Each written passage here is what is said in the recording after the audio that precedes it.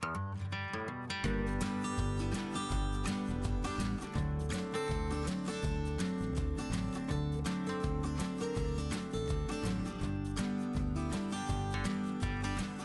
it going, everyone? And welcome once again to another episode of Animal Talk Podcasts in collaboration with SAAKA, the South African Animal Keepers Association. My name is Ryne. And my name is Ayrton. Hey Ryne, how are you? I'm doing well. How are you? I'm doing well. It's been an interesting few weeks, and interesting week itself. I know you've also got some stories from this week. But I'm glad that we are here again and doing another episode. Yeah, the fact that we're able to do this episode makes me excited because my word has this week been challenging when it comes to power and not having power for 2 days or internet. So I'm glad everything seems to be stable as is and we can go forth and continue with the recording. Yay, I'm excited. Me too. Well, then I think it's the perfect time to introduce our guest that we have joining us today. Ooh. I can't really think or look at a seal without thinking of this particular individual because she gets to work with them and love them and tell us all about them as well. And she's joining us all the way from KZN. And today joining us is Hayley. Hi, Hayley. Hello, Ayrton. Hello, Ryne. It's lovely to be with you. Hello, Hayley. Yay, someone from my part of the world. I know. That's a change. Yes, KZN. We both can suffer in the humidity together while Ayrton enjoys the beautiful cool breezes off the ocean. Oh my goodness, yes. It's been an intense summer. We got a little bit of a reprieve with the rain and the cooler weather, and I must say my body absolutely loved it, but it came back in full force today. It sure did. Gotta love summer in Durbs, eh? Gotta love summer. Lovely, lovely. So thanks for joining us and thanks for making the time to join us. But we always ask our guests a very, very important question before we get started on anything. And that is, what is your favorite animal? Da, da, da, da. Well, I think Ayrton alluded to that. I was like, did I give it away? Gave us all a clue. It's really difficult to choose. I've loved all the animals I've met throughout my lifetime and my career, but I must say working with pinnipeds has been an absolutely charming experience because that's the only way to describe them, charmers. And I am an absolute hashtag pinniped fan. And we've got half our audience listening going, what is that? What is that? Well, we could go into a natural history lesson for sure. But for those who actually don't know, pinnipeds is the name of the group of animals that include walruses, seals, and sea lions. And the word pinniped is Latin for finny-footed. I love that. Wow, that makes so much sense. So very excited to talk to Hayley because she's got quite a vast topic that we're going to be talking about. So I'm going to let her kind of explain exactly what we're going to be chatting about. Thanks, Ryne. I am absolutely passionate about keeper development here in South Africa and any opportunity that enables that in order to fulfill our purpose, which is to look after the animals in our care to the best of our ability and to provide them with the best welfare possible. We need to be educated, self-educated, grab any opportunities that our facilities offer to us or any opportunities that platforms like SAAKA offer to us and, grab them with both hands and run with them because any time and effort that we invest in our own professional development as keepers ultimately benefits the welfare of the animals in our care. So today, I think it's going to be wonderful to be able to open up this discussion about the opportunities that exist for the South African keeper community, how they can make the most of those. And many of the really interesting associations, just like SAAKA, who can enable that. That's amazing. I really like that. I think, with a lot of facilities, especially when it comes to animals, you're always trying to, use your resources very, very smartly. And a lot of the time it can be very challenging to give all your staff training opportunities. But I think when you are enabled as an individual to know what opportunities are out there and which you would prefer to do or which you'd prefer to grab at, more than the other, it's a lot easier to take something that you have and you want to pursue and then take it to your manager or your line manager or your curator and say, hey, there's this opportunity. Could I, or how can we make this possible? So I think it's really important that there's this, shared knowledge of what is out there. And I think we're going to hear today, there's so many opportunities out there. It's really important to just be able to share that resource of what is on offer, what we can, is in our grasp, and what we can share with one another or our colleagues that can better empower them so that they have the tools to look after, of course, all the wonderful animals that we get to look after as well. Yeah, there's definitely a lot of sponges out there that are willing to just grab as much information as they possibly can. So I love that idea. Absolutely. It's just about that opportunity to pay it forward. I've been in this community for decades, and when you come in as a newbie, you're all fresh and excited, and you just soak up those learning opportunities like a sponge. And when you get to a certain point in your career and you think back on all those beautiful opportunities that you were given, you created for yourself, that your team encouraged you to do, that your animals inspired you to get involved in, it really is humbling to be able to get to that point in your career where you're able to pay it forward and understand that investing in the skills development of others and your team, as you said, Ayrton, is key to the process of paying it forward. If I'm at a stage in my career where I may not have as much contact with the animals as I used to, I'm still affecting their lives in a positive way by investing in others and their development. Yeah, I really love how you put that. Perspective. I love that. That's, I was thinking the same thing as well. It was just like, for quite a while, I was also sort of hands off in facilities and, letting other people get more experience and just being able to teach them and give them the opportunity to be able to learn hands on and see how they develop and how it was for me when I first started. It's so great to see people developing and learning how to do stuff and sort of just taking a bit of a backseat, but still being there as like a mentor. I found it was a feel-good moment for me. Yes, absolutely. I mean, let's face it, our bodies aren't as young as they used to be. The sort of kneeling down and getting back up is a bit of an affair these days, with the fanfare and the assistance. But, it's okay because that's part of the process. And, you can't keep hanging on to that part of your life if there's another way that you can make an equally important impact. That's how I like to approach it. So it's been wonderful to see SAAKA reformed in a new, fresh way, and to see how hungry keepers in this community in South Africa are for these opportunities to take their professional development on a whole new sort of road. And there's so many things at our disposal from a tech point of view that enable that learning these days. I'm old school. I like the feel of a book in my hand. I remember how to use a library, an old world library.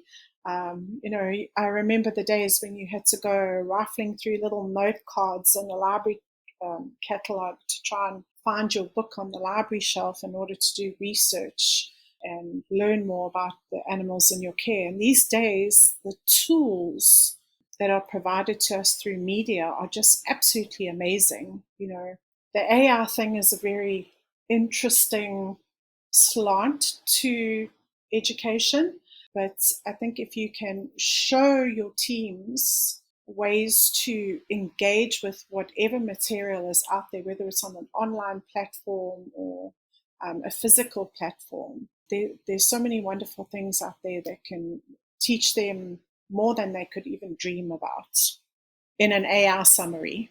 Just had to put that out there. Yeah, definitely.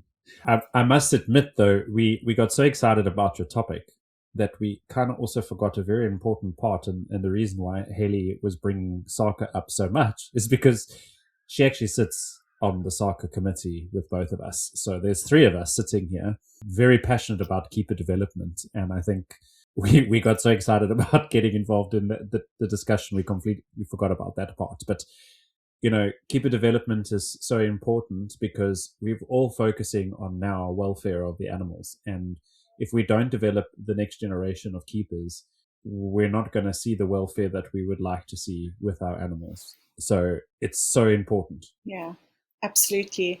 And we're actually fortunate in a way to be South Africans in this day and age in this community, because it's actually a legal imperative to develop your teams these days. The government loves that skills development angle to the work.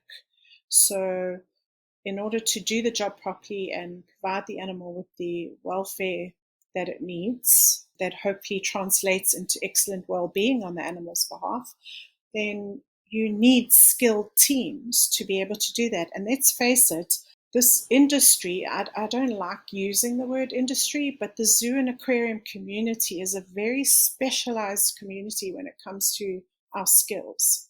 They're not the kind of thing you can learn at a university. You can learn the basic concepts around what's needed to do our work, but the majority of our skills are actually learned on the floor, doing the job, with mentors and guidance around us. Yep. If that makes sense. Hands-on. Absolutely. Yeah. On the job experience. Absolutely. Very important. Yeah, you could have as much knowledge as you possibly can from, all your studies, but if you don't have that opportunity to be hands-on, and I think we've discussed this in maybe 1 or 2 other episodes right in the beginning, and that is just trying to get into the industry. It's so important that you start out in the beginning as a volunteer and get more information and all of that type of stuff before you go into it, because also you want to see if it's for you or not. But also getting that experience is so important because hands-on makes the world of difference, knowing how to change this or why this has to happen, stuff that you cannot read in a book or online. No, absolutely. At SAAKA, at SAMBRA, in the Mammal and Bird Department, we have a wonderful in-house certification program that our dear Gabriella Harris designed over 20 years ago before we moved to SAAKA. In fact, I was one of the first trial students in this program. And it takes you through different criteria that you need, skills levels you need in order to become a supervisor, a manager, a mentor, and a professional, animal care professional, an animal care specialist. And there's no one in our country, no university, no college that actually teaches what we do. So we had to design our own system. But it's such a wonderful resource for the people in the team because they have a very clear goal about what they need to learn at each level and in order to build on that foundation, depending on how far they want to go. So sometimes as South Africans, we have to be pioneers in the way we do things because, we were so isolated, not so much anymore, but we are still quite isolated financially, economically from our other associations and communities out there that we network with. And we have to remember to maintain those connections, even if it is online. Yeah, that brings us to a very important part. And I think that is, keeping those connections and how we get involved with those other associations. And I think you've got a a great idea of how to do that. Absolutely. So I'd love to actually start out with a little quiz game for you and Ayrton. Are you up for that? Oh, well, that'll be the first. So I'm gonna do a little acronym quiz for you. Okay. See how this is something we do at work with the teams, and we go like, what is IMATA? That's got Ayrton written all over it. Do any of you know? What does the acronym IMATA stand for? I'm running it through my brain. I know it's no Googling. It's IMATA, so it's International Marine Animal Trainers Association. Yeah. Yay. International. Well there we done. go. Well done. I'm Sorry, throwing you. IMATA. I'm throwing you a virtual treat. Okay. I got it. Five. I got it. Online high five. Okay, so IMATA, that's a wonderful trainers association that we can all connect to. And it can be really expensive for South Africans or South African facilities to afford to send their keepers to international conferences. Okay, let's face it, the South African rand is not strong against the euro, the dollar, the pound at all. Costs a fortune to send one person over there. So that's where I love the fact that facilities in South Africa have become quite savvy in bringing out specialists like Dave Morgan from Wild Welfare, Ken Ramirez from Karen Pryor Clicker Academy, examples like that, yes, where you're paying for one person to come out, but you're exposing your whole team to that one person and their expertise. It just makes so much sense. We do it with the vets as well. We bring international marine very animal smart vets out and expose the whole team to them. Yeah. So, but what I wanted to say on that point is that it's actually, you don't have to go to that level of spending that money. Simply going onto the IMATA website, for example, you can learn a lot. And on a lot of these association websites, you'll find free resources that you can use, husbandry manuals for certain species, etc., etc. Okay, let's get back to our quiz game. Let's see. What does IZE stand for, Ayrton? Come on, you should know this one. IZE. You're on the spot. International Zoological Educators. I'm gonna blame can't hear Signal. Yes, International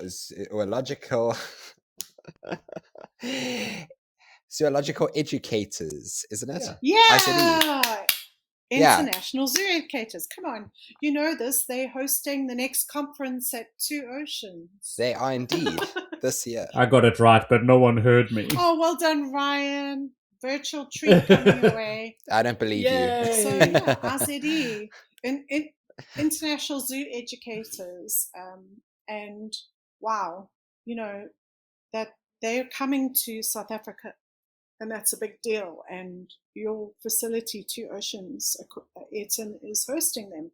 And that is a wonderful opportunity for our local community. Yes, there might still be expenses involved, but the opportunity is still there. And something very interesting happened to me. I was very fortunate to go to an IZE conference back in 2016 in Buenos Aires. And it was a very random sort of conference that you wouldn't think is the usual conference for an animal care specialist to go to, an animal trainer or behaviorist. But I must say that conference really opened my mind about the different aspects of my career and how they all fitted together in this beautiful puzzle, because we very rarely as animal care specialists see ourselves as educators. And I think that was a very important lesson for me to learn going to that conference. And it's a very passionate community, so I'm very excited for South Africa to experience that this year. So that's IZE. Okay, let's do another one. RCZ. Oh, the International Congress of Zookeepers. Of zoos, yeah. Of zookeepers. Yeah, there we go. Well done. You're getting it. Yeah, so again, all the keeper associations from around the world, like our South African Keeper Association, feed into an international group and get together every few years and present what they're doing. So it's a wonderful community to get involved in. Let's see, EAZA. Isn't that the European Association of Zoos and Aquaria? For Yes. yeah, well done. there we go. They're great. Yeah. And they're in our time zone, so it's lovely to connect with their online events. Makes a huge difference. That's great. Always helpful. You don't have to. It does with these international conferences that are in other time zones. You know, a lot of the time these places or these associations will have hybrid events, which are actually very valuable, because if you can pay for an online attendance versus going there yourself and spending all that money, it's actually a lot cheaper. You know, and you can get a group of people to watch the conference together and have discussions about it. So there's so many opportunities these days, you know, after sort of post period of life that shall not be mentioned, where everything kind of took off online because it was a necessity. Some beautiful things came out of that from a learning portal point of view. And it's actually given us these online tools to be able to learn without actually having to physically be at a conference or network with people, which is still just as effective. All right. And then I hope you all know what SAAKA stands for. I wonder. Okay. Yeah. All right. And I then can't remember. South Australian. No, I'm sure you do, and I'm sure our listeners do. And if they don't, then they can go on a treasure hunt and find out. They hear it all the time. And then the last acronym, acronym ABMA. What does that stand for? Animal Behavior Management Alliance. Yeah. Virtual high fives. That's great. Oh, you did really well at your quiz. But you can see it's quite challenging. So imagine that you are a newbie coming into the field and you've got all these acronyms thrown at you, all these beautiful associations. It can be quite overwhelming, you know. So I just encourage people to go and browse around on websites and see if they can find some resources. And then if they find an interesting event, motivate to attend. You never know. You know, the worst that can happen is your facility or your supervisor says, no, we don't have the money. You know, sometimes people have become resourceful. They've found sponsorship for themselves and found a way to get there, or they pay for themselves if they can. That's amazing. I did that when I was really young because my facility couldn't afford in those days to do that. Thankfully, we have conference budgets. You know, we're still tight on the money, but we do our best to give our keepers those opportunities. But my dad encouraged me to travel, and you know, you know that joke about whenever you travel, trust a zookeeper to go visit a zoo. Every time. I was one of those Every people. time. If I'm if I'm traveling and I'm in a new city and there's a place I want to visit, I'm going to make an effort to go there. So definitely. I was very fortunate to be able to travel, and I really wish that for a lot of people. I really do. We've got a lot of passionate people in our community who want to get involved and get out there and expand their horizons. And the important thing about that is to bring it back home. That's the crux, is to bring it back home so that it serves your team, serves the animals in your care. You know? Definitely, yeah. Yep. ABMA. So ABMA. I have an acronym. Yes. I have an acronym because it's joined now, funny enough, to ABMA. Yes. So now you should know it. And that is IAATE. Right, Ayrton. Go for it. I know this one. IAATE. You've been put on the spot. Wow, I feel like I've just been put on the spot the entire podcast.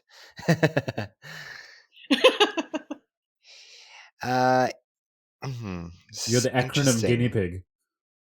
I know. We have. What is I? Most likely international. You got it. I know one of the A's has to stand for association of some kind. E is normally educators. Yes. So I'm on something to do with A&T. International Association of A&T. What is one of? Trainers. Yes, trainers, but A, trainers of what? A.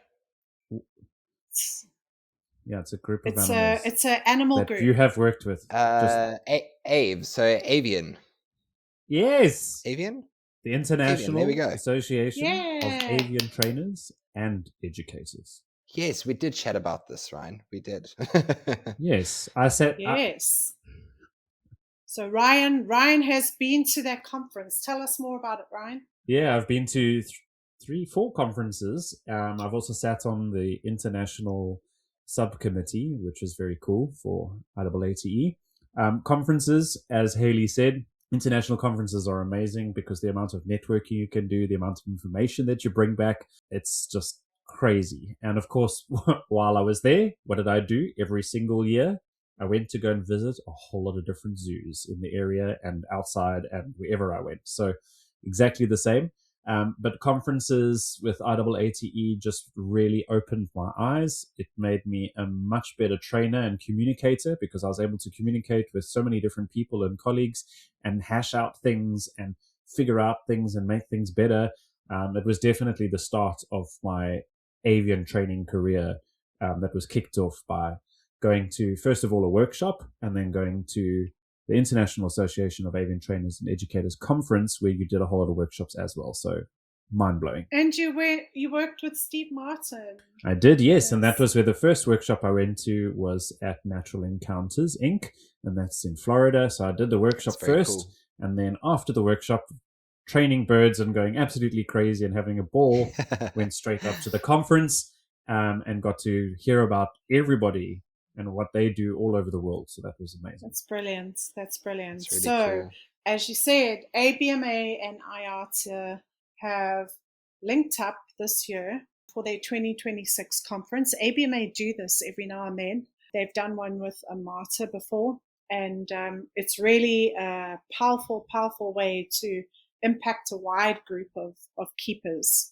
And what's lovely about ABMA is that they focus in on everything behavior, and if you think about caring for an animal, it all comes down to their behavior. There was a beautiful quote that we saw up on the screen at the animal welfare workshop last year, hosted by Johannesburg Zoo, and very proudly experienced through wild welfare, Dave Morgan and Margaret Whittaker. And it said, animals express the way they're feeling and their emotions through behavior. And that behavior is always, always meaningful. So behavior is kind of like this umbrella of animal care, because their behavior is telling you what they need or how they are experiencing their environment or their life or feeling in any given moment. And what you provide to change that behavior for the better or not is sound welfare provision. So we always have to be listening to them. What are they telling us? And that's why these behavior networks, can be intimidating to zookeepers, because when they think of behavior networks, they think trainers and, oh, I'm not an animal trainer. But actually, everything you do as a keeper, you go in, you clean your animals' exhibit, you offer them food, it affects their behavior. Yep. It elicits some sort of behavior. So if you remain aware of how you influence their behavior, just means you're better equipped to provide for them with that awareness. And definitely. Learning as much as you can about animal behavior through networks like ABMA is fantastic. And they cover a wide range of things like exhibit design. It's all the enrichment categories, all the welfare domains. They cover it, and fantastic speakers from all over the world, and just some very, very exciting projects that are presented. Wonderful group of people to network with, including all the others that we mentioned with our acronym quiz. If people want to go onto their website, it's theabma.org, and can really learn a lot. There's some lovely resources there, and the exciting thing is that they actually want to reach out to other keeper communities in the world and make it affordable for them to join ABMA. So they've devised a recent sliding scale of membership fees for those in countries that don't earn dollars and euros and pounds.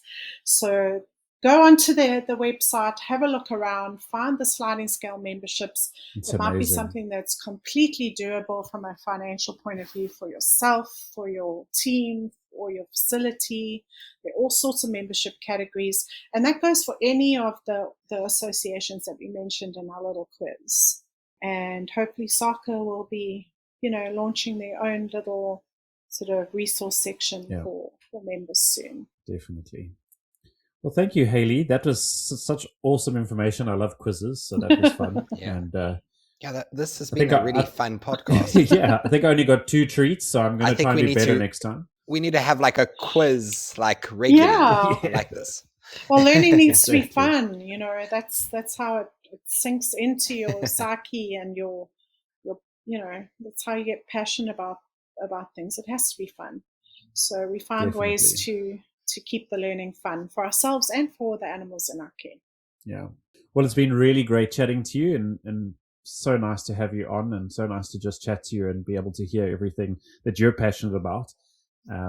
But if anybody is interested in contacting us and finding a little bit more about ABMA, or on our social media, we'll put some posts up so that you guys have got some links. You can contact us on our email at animal.talk201@gmail.com. And then there's our social media, right, Ayrton? Yes, we're pretty much everywhere. So reach out on the socials. We're on Facebook, we're on LinkedIn, YouTube, Instagram, and our handle is Animal Talk Podcast _ZA. So contact us there.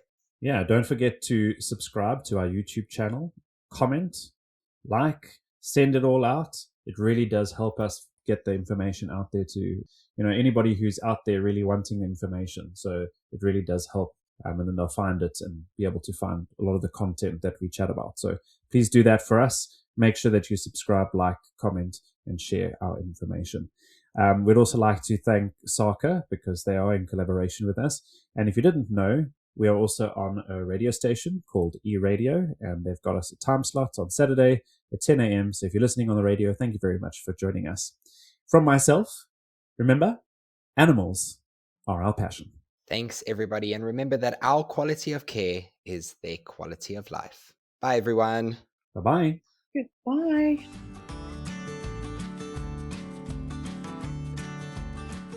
Can you still hear me? Sorry. It's one of those moments where I'm like, is he going to say something now? I was like, are you going to say something? Welcome, Hayley. Welcome to our Animal Talk podcast, where we just wait for somebody to say something. And normally it's just Ryne and I. I can carry on speaking. Oh, my goodness. This is...